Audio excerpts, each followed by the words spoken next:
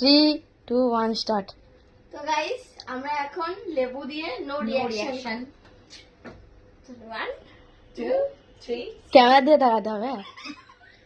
কোনো রিঅ্যাকশন দেওয়া যাবে না।